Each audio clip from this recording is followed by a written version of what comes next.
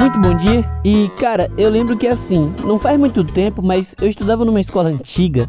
E eu lembro que eu e meus amigos eram as pessoas mais idiotas que você podia conhecer naquela escola. Ah, mas todo mundo é idiota no mundo de hoje. Não. Você não sabe o quão idiota era a gente. A gente fazia besteira na sala de aula, mas assim, claro que era comportado, né? Também a gente não era as piores pessoas do mundo.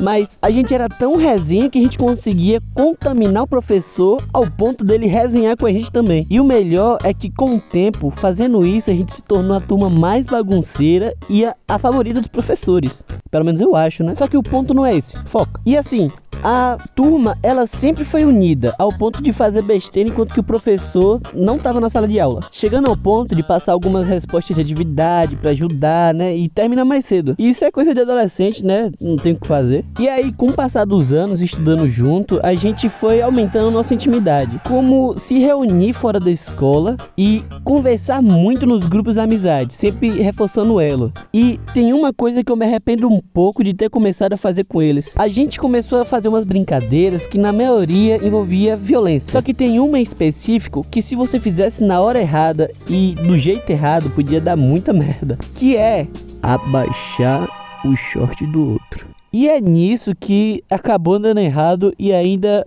por minha causa. E é aí que a gente começa o episódio.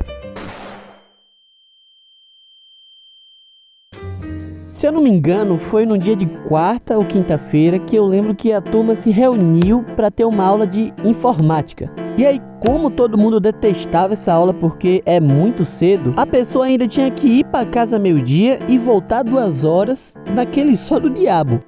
E aí, nesse dia, acabou que pouca gente foi, tipo umas 6 ou 7 pessoas, inclusive 6, 7, tá? E como a gente não se importava muito com essa aula, a gente meio que ignorava algumas regras da escola. Tipo, na escola não podia usar sandália, só se fosse fechada, mas de fora apenas tênis. E foi isso que aconteceu. Acabou que todo mundo foi de sandália e no final a gente tomou um esporro da diretora. Só que a gente ainda tinha aquela aula para assistir. E depois disso a gente começou a esperar o professor. Isso 2h30. Já tinha passado metade da aula e ele não tinha chegado. A gente esperou mais uns 10 minutos e infelizmente ele tinha chegado. E ainda tinha dado aula pra gente. E com só 10 minutos de aula a gente tinha sido liberado. E aí, meu amigo, a gente tinha a tarde toda pra ficar na escola, sem muita vigilância. E nesse intervalo a gente acabou indo pra quadra, isso pra conversar e jogar um pouquinho de bola. E é aqui que eu apresento os meus amigos. E como eu não vou dizer o nome deles, deixa eu dar um nome pra eles. Na quadra ficou o Rafael, o Cirilo, a Fernanda e a Rebeca. E claro, eu. A gente ficou sentado um pouquinho no banco e o Cirilo, ele ficou em pé porque não tinha mais vaga. E ele ficou um pouquinho excluído. Só que tirando isso, eu percebi que tinha alguma coisa ali. Era o meu momento pra me vingar dele. Oxe, mas se vingar do que, homem? E é aí que eu te explico.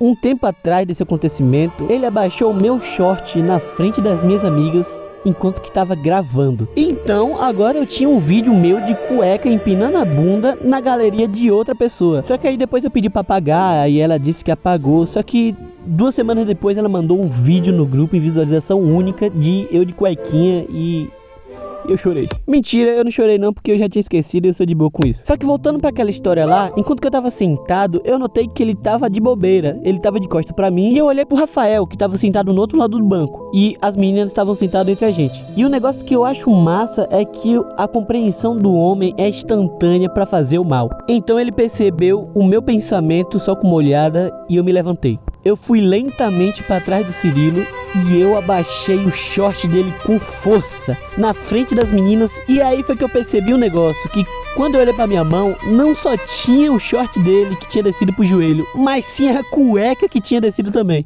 Então quando ele foi se abaixar, ele ficou com a bunda toda empinada e o sol ficou batendo. Pense numa careca toda lisa. Oh meu Deus. Só que quando o Rafael olhou, ele começou a rir muito. Isso porque ele viu os ovos do cara. E claro, a Fernanda e a Rebeca estavam olhando toda a visão. E claro que elas gritaram. O Cirilo ficou sem reação e levantou o short. E depois saiu da quadra todo sem graça. E isso me fez sentir muito culpado. Eu fiquei no canto da quadra sentado e tentando me consolar. Só que por um momento eu entendi que isso foi um acidente e acidentes acontecem. Então depois eu fiquei de boa e eu me juntei com a Rebeca, a Fernanda e o cabinho lá.